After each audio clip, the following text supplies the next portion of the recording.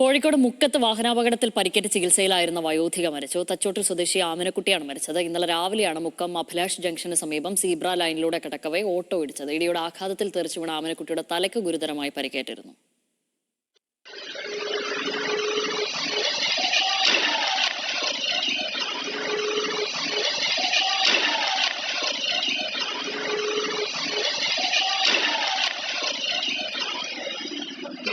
വിവരങ്ങളുമായി ആകാശ് തലത്തിലാണ് ചേരുന്നത്. ആകാശ്, സങ്കടകരമാണ്.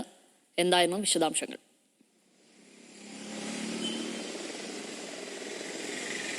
ഫാമിലി സൂചിപ്പിച്ചതുപോലെ ദാരുണമായൊരു സംഭവമായിരുന്നു. ഇന്നലെയായിരുന്നു സംഭവം ഉണ്ടായത്. ഇന്നലെ പുലർച്ചെ ഏകദേശം 5:51 ഇവർ ഈ അഭിലാഷ് ജംഗ്ഷനിലൂടെ സീബ്ര ലൈനിലൂടെ റോഡ് മുറിച്ചു കിടക്കുന്നതിനിടയിൽ പിന്നിൽ വന്ന് ഓട്ടോ ഇടിക്കുകയായിരുന്നു. ഓട്ടോ ഇടിച്ച ആഘാതത്തിൽ ഇവർ റോട്ടിലേക്ക് തെറിച്ചു വീഴുകയും ഓട്ടോയിലുള്ള ആളുകൾ പുറത്തിറങ്ങി ഇവരെ ആദ്യം ഒരു സ്വകാര്യ ആശുപത്രിയിൽ എത്തിക്കുകയായിരുന്നു. അതിനുശേഷം വിദഗ്ധ ചികിത്സയ്ക്കായി കോഴിക്കോട് ഒരു മിംസ് ആശുപത്രിയിലേക്ക് മാറ്റി. ഇന്ന് പുലർച്ചെ 6:30 ഈ അന്ത്യം സംഭവിച്ചത്. ആ ദൃശ്യങ്ങളിൽ കാണുന്നത് പോലെ തന്നെ ഇവർ രാവിലെ ഈ റോഡ് മുറിച്ചു കിടക്കുന്നതിനിടയിലാണ് ഈ അപകടമുണ്ടായത്. അതിനിടയിൽ തന്നെ ആളുകൾ ചേർന്ന് ഇവരെ ആശുപത്രിയിൽ എത്തിക്കുകയും ചെയ്തു.